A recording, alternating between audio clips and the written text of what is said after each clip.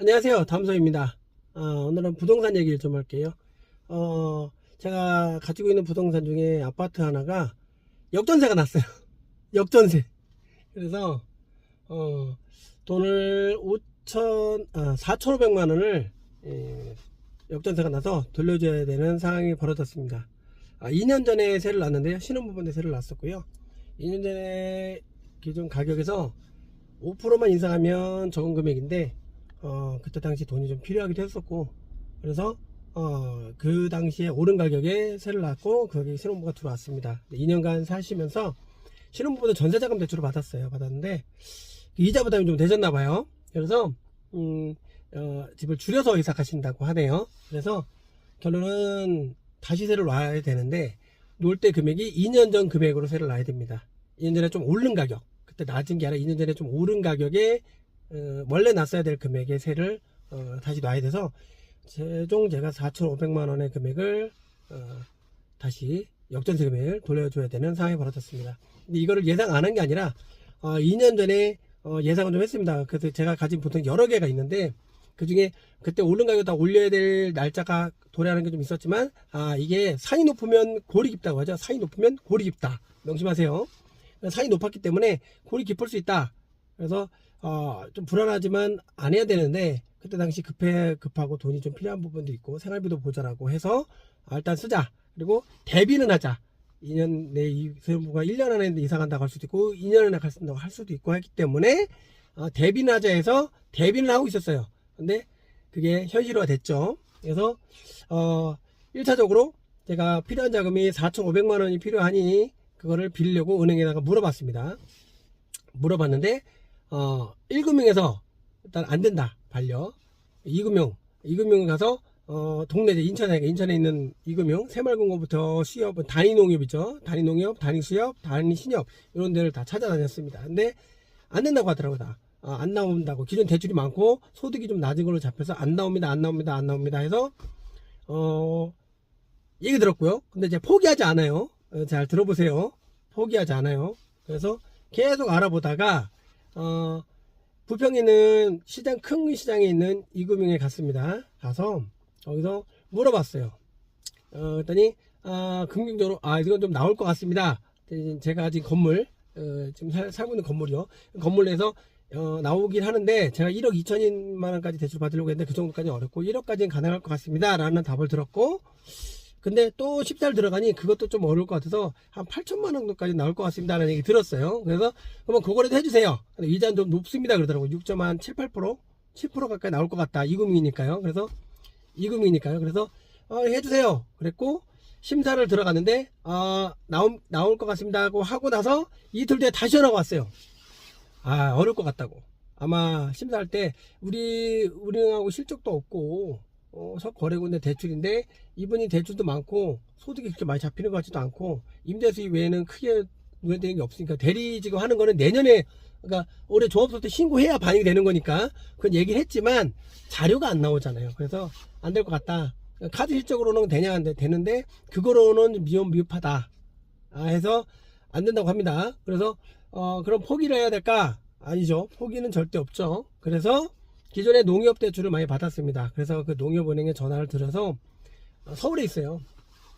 경락자금 대출을 많이 받았으니까 거기에 한 3-4건 돼요. 그래서 거기 전화를 했더니 한번 와보세요 그러더라고요. 그래서 가서 서류를 다 챙겨갖고 갔죠. 그래서 가서 저를 하니 1억까지는 가능할 것 같다. 1억 2천 됩니까? 그러니까 가능은 한데 좀 무리수가 있으니 1억 이상은 저희도 어려울 것 같다 해서 그거라도 해주세요 해서 대출을 일주일 안에 실행이 끝났어요. 돈이 나왔어요. 자서하고 돈이 나왔어요.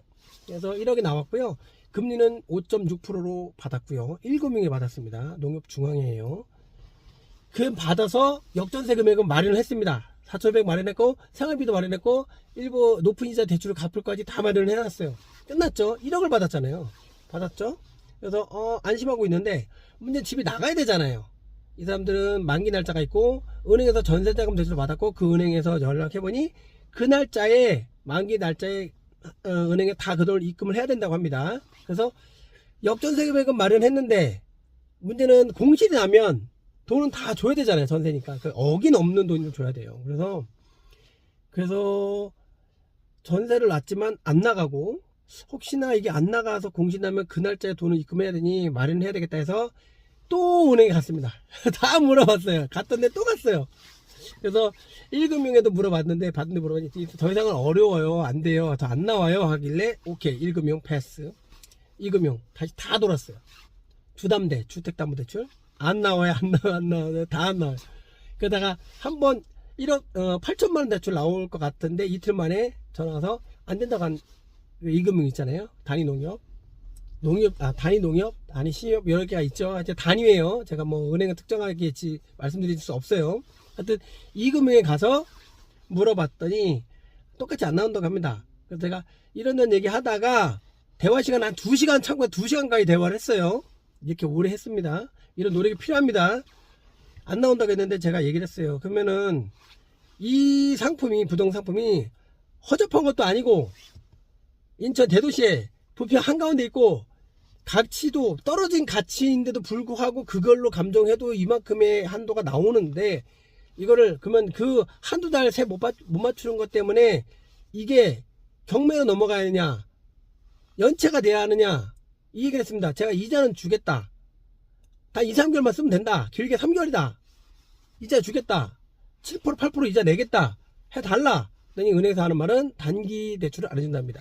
2, 3개월 저희 안 해준답니다.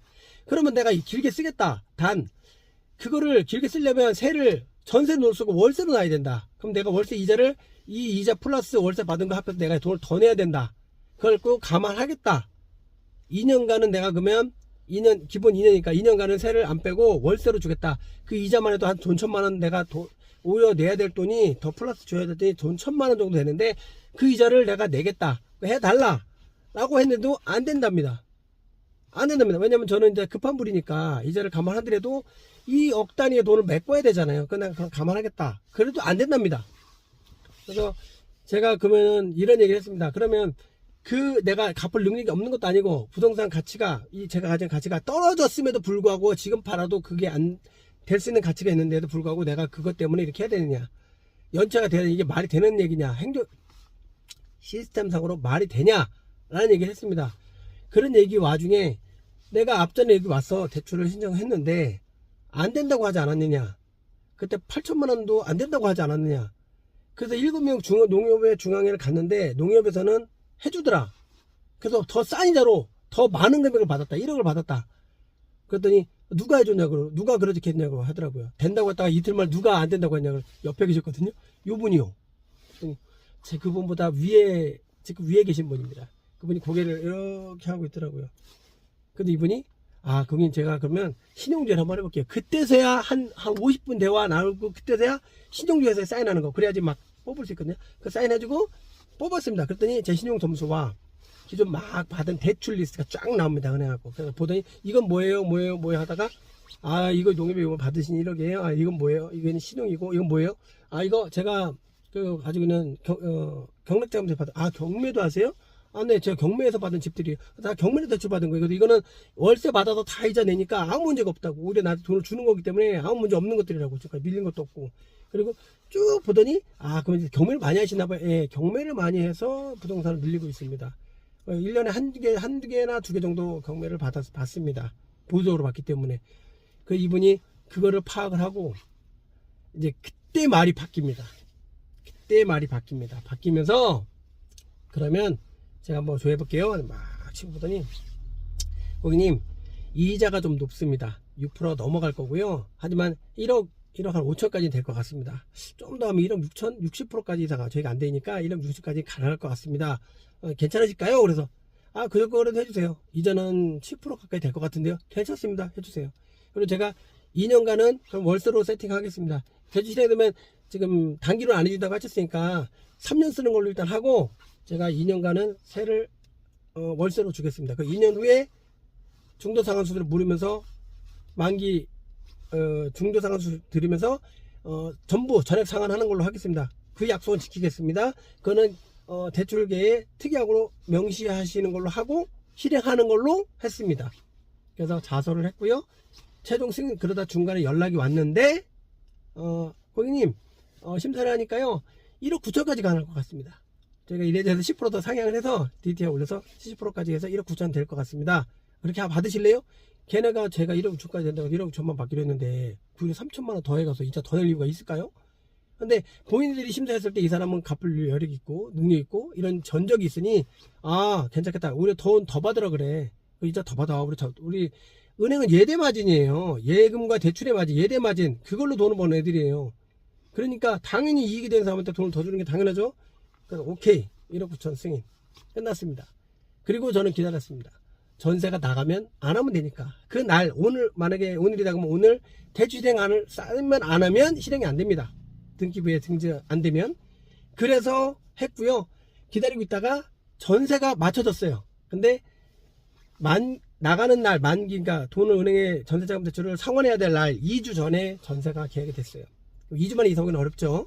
전세니까. 근데 이분들이 그 날짜에 이 돈을 줘야 되니 약속은 주겠다. 단 이사는 한 달. 2주라는 시간이 비죠. 그래서 그 2주간에 전세자금 대출을 받았을 때 이자가 나가느니 그 이자는 집주인이 좀 내주셨으면 어떻겠냐? 오케이. 얼마나 될까요? 30만원? 40만원? 오케이. 제가 내준다고 했습니다. 빈 상태에서 돈을 미리 땡기는 오케이. 그 이자 내가 내줄게요. 이자 높지 않을 거 아니에요. 내줄게. 오케이. 30만원 정도 되겠네요. 오케이. 했습니다. 생각해보세요. 저도 이익이잖아요. 월세로 세팅했을 때 2년간 이자를 내는 돈 1,000만원이라고 했잖아요. 그 1,000만원의 이자를 내는 거와 100만원도 안 되는 거와 뭘 선택할까요? 이거 선택이 맞잖아요. 또 세입자가 나타났고 오케이 했습니다. 계약을 했고요. 그래도 중간에 이 사람 전세자금세 안 나올 수 있으니 기다렸습니다. 증서라는 게 있어요. 은행에서 보내는 거. 그 증서가 나오면 돈 나온다는 거예요. 증서 받을 때까지. 그리고 증서가 등기우편으로 지난주에 왔습니다. 양도증서, 채권 양도증서가 왔어요. 그래서 이 돈이 나옵니다 라고 왔어요. 오케이 왔으니 나오는 거 확실하구나. 그리고 다음날 전화를 해서 제가 누구누구입니다. 제가 대출 실행해야 되는데 전세가 맞춰졌어요. 그래서 대출을 실행은 좀 안 해야 될 것 같습니다. 그분이 그러더라고요. 대출을 계분이 잘 되셨네요. 다행이네요. 많이 신경 써주셔서 감사합니다. 그리고 제가 경매하고 이런 게 하니 다음에 물건이 있으면 제가 꼭 찾아뵙고 대출 신청도 하고 상담도 하겠습니다. 했더니 감사합니다. 물건 있으면 저희한테 꼭 와서 좀 해주세요. 저희한테 좀 주세요. 라고 하더라고요. 그러니까 톤이 있잖아요. 말톤. 그러니까 이런 겁니다. 안 되는 건 없어요. 두드리세요. 두드리고 발품을 파세요. 전화로 아니에요. 얼굴 대 얼굴로 대면하고 끊임없는 대화를 하고 내가 이런 사람이고 이렇게 할 수 있고 능력을 할 수 있다는 확신을 주면 됩니다. 은행은 예대마진을 먹고 산다고 했잖아요. 은행도 사채하고 다를 거 없습니다. 문신하고 와가지고 막 가방 백 먹어가지고 돈 내놔 돈 빌려 이거나 넥타이 메고 와서 법으로 집행합니다. 안 되면 다 붙입니다. 경매 넘어가면 뭐가 다르나요? 위약감만 다르지 똑같아요. 은행도 어차피 사채예요. 예대마진이잖아요. 돈 빌려주고 돈 들어오고 돈 빌려주고 그 차이고 먹고 똑같잖아요. 차이가 없어요. 단 이런 문신 있고 이런 사람들 보다는 은행이 좀 더 깔끔하고 화이트 칼라잖아요. 그러니까 거기를 막 두드리는 거예요. 다 두드려봐요. 근데 대한민국 모두 두드릴 수 없으니 내가 지은 지역구에서 한번 해보는 거예요. 그게 제일 최선이니까. 주거력을 해보고 그렇게 했을 때 결과가 좋게 나오는 경우가 제가 지금 겪은 경우입니다. 3, 4년? 22년? 3년 임대업을 했는데 그러면서도 여러가지 굴곡이 있었지만 지금 역전세 나서 하는 경우는 처음 겪는 일이에요. 저한테는 예상은 했던 거고 그래서 감당할 수 있는 선에서만 한 거고 그래서 감당이 된 거고 거기에서 세가 안 맞춰져서 공실이 나서 몇 억이라는 돈을 대출을 받아야 하는데 거기서 좀 어긋난 게 있죠. 그래서 이대로 이거를 포기해야 되나 하지만 안 하고 끝까지 두드렸고 끝까지 물건들어서 상담을 했고 그 사람이 결국은 저의 설득에 넘어갔고 성공을 해서 자석까지 할 수 있는 데까지 다 끝났지만 세팅하고 하진 않고 기다렸다가 이게 완료가 돼서 이거에 이자만 내가 좀 부담하는 걸로 하고 마무리가 됐습니다. 지금 세입자 나갔어요. 나갔고 돈 다 보냈습니다. 다 보냈어요. 돈 은행에 다 오늘까지인데 다 보냈어요. 끝났어요. 연체 없이 마무리가 끝났습니다. 단 이 사람 들어올 때 제가 이자만 좀 부담하는 거 그거는 어차피 하기로 했으니까 끝났습니다. 이제 지금 이사 나갈 집에 지금 비어있죠. 2주 뒤에 새로운 세입자 들어오니까. 들어가서 내부 확인을 좀 하고, 나머지 이제 돈 한 몇십만 원 보낼 게 있어요. 아파트는 장기 수정 충당금이라는 게 있어요. 그걸 보낼 게 있는데, 그건 얘기했습니다. 내부 확인을 좀 하고, 망가진 게 없고, 자잘한 거는 내가 신경 안 씁니다. 큰 것만 아니면 그냥 무마된다. 큰 거 망가진 게 없으면 내가 그 돈을 다 보내드리겠습니다. 세입자도 오케이. 그거까지만 해결했습니다. 일단 올라가서 한 번 더 확인하고, 이상 없으면 이제 그 잔금, 그 충당금 보내는 걸로 할 겁니다. 일단 집으로 올라가 보겠습니다. 현재 집 내부에 들어와 있고요. 지금 빠져 있고, 지금 내부 하나들 확인해 봤는데, 뭐 망가진 거는 없고, 오래돼서 세월이 돼가지고 고장난 건 하나 있네요. 그건 뭐 세입자 나간 지금 퇴거한 세입자한테 말하기는 좀 그렇고요. 저거 오래됐어요. 오래된 거니까 직접 제가 저걸 사다가 교체하는 식으로 해야 될 것 같습니다. 저거 뭐 그거 어렵지 않아요. 지금 뭐 내부 화장실이나 뭐 이렇게 다 확인해봐도 그게 뭐 망가지거나 훼손된 거 없이 잘 썼네요. 깨끗하게 잘 썼어요. 2년 전에 새 줄 때도 도배를 새로 싹 한 거기 때문에 뭐 지저분하게 쓴 그런 흔적은 없습니다. 괜찮네요. 나쁘게 쓴 거 없어요. 깨끗하게 잘 썼어요. 2년 썼는데 잘 썼고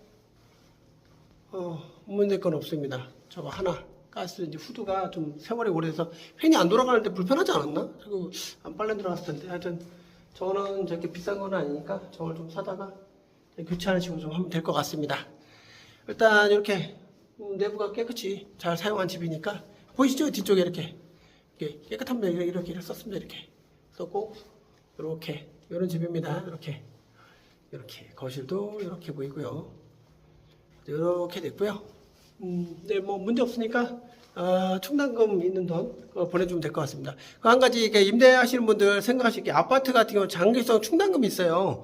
집주인이 내는 거니까 그 세입 돌려줘야 되는데 그게 지금 2년 살았는데 70몇만 원 되거든요. 한 4년 살면 150만 원. 그 다음에 큰 평수 같은 경우도 30평 같은 경우는 한 4년 살면 한 200만 원가량 돼요. 팁이지만 그걸 먼저 주면 안 돼요. 짐이 다 빠지고 내부를 확인한 다음에 큰 무리가 없고 들어갈 돈이 없으면 바로 송금해 드리고요. 수리할 부분 있으면 그 돈에서 차감하고 드려도 됩니다. 그거는 줘야 될 돈이 맞으니까 보증금은 다 주더라도 일부는 그 돈만큼은 아파트 같은 경우는 그 돈이 있으니 그거를 다 해결할 게 한 다음에 문제 없으면 드리는 게 맞습니다. 그래서 문제 되지 않습니다. 그리고 법률상으로도 보증금의 일부는 떼고 줘도 돼요. 그게 법으로 판결이 있어요. 대법원 판결이 있어요. 제가 예전에 확인 다 했던 겁니다. 있기 때문에 문제되진 않아요. 하지만 보증금은 대부분 이게 다 어딘가 또 토스를 바로 해야 되니까 다 그냥 주는 게 좋겠죠. 일부 뭐 500이든 600이 떼내고 확인해서 주겠다. 그거보다는. 그러니까 아파트는 충당금이 있으니 그걸로 해결할 수 있는 부분이 있으니 보증금 다 주고 그걸 나중에 둬도 상관없습니다.